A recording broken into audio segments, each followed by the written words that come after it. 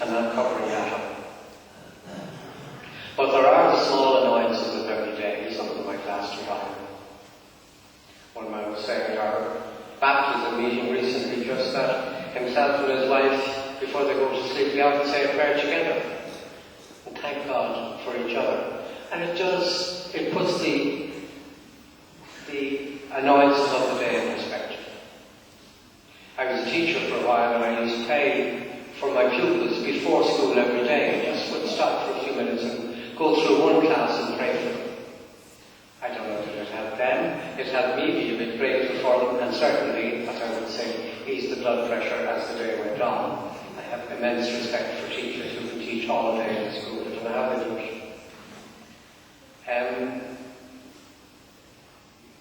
So when we have a sense of gratitude for people, our heart goes out to them and we want to love them.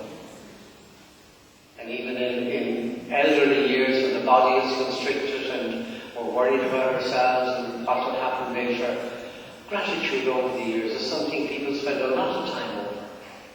Again, I remember saying once to my grandmother, what do you do? I look into the fire, that was the days of the fires. I just remember a lot of good things. Helped her cope with the aches and pains and eventual weakness. And then there's the thing of being grateful for the mixtures in life, the things we didn't want. Listening to me now, you wouldn't think that when I was a teenager I had a very bad stutter. And in class, well, I was never asked a question, which was probably prevented me doing a lot of homework. But still, I prayed a lot that I get over that. And looking back now, I don't thank God for it yet. Maybe sometime at a holier time I will. But I can still see things I got in my personality and my life that came out of that time. There was a priest in the school who told me I was like that once and I got over it. Say a prayer to God that He'd help you through it. And that gave me a trust in God. That's part of my life, I think. And some friends were very good to me. They didn't sort of put me down. And I realised that there's a lot of sensitivity about friendship. I also remember as well at the beginning of sixth year being made a prefect in my class, and I realised that disability was valued in our school. And I hope that I would be able to have that attitude now to people with any physical disability like I had.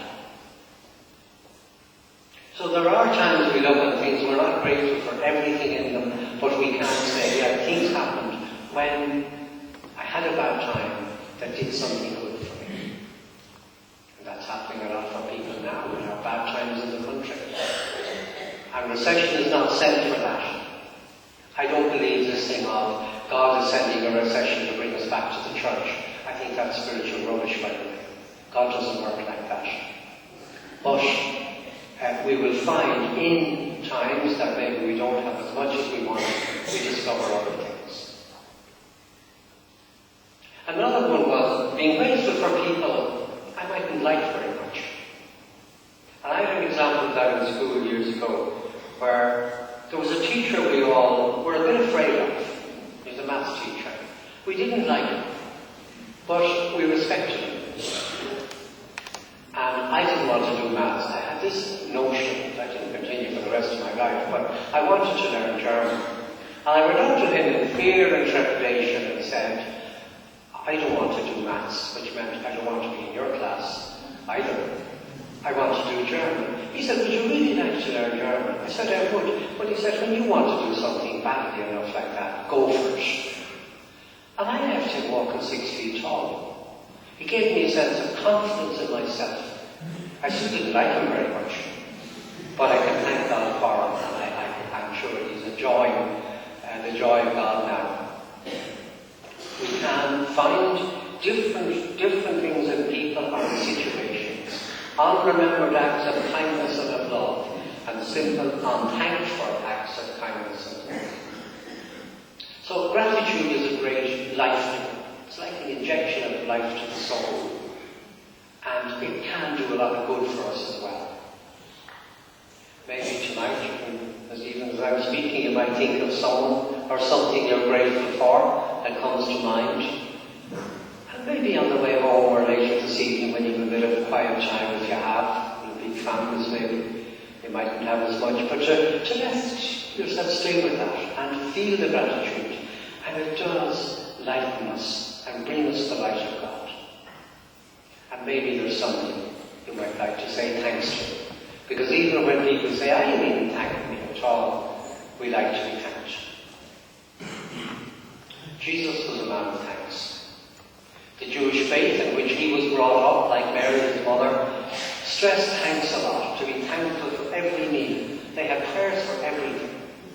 In fact, so much that Jesus said, make sure your prayers are sincere, because if you have so many of them, how could they be sincere?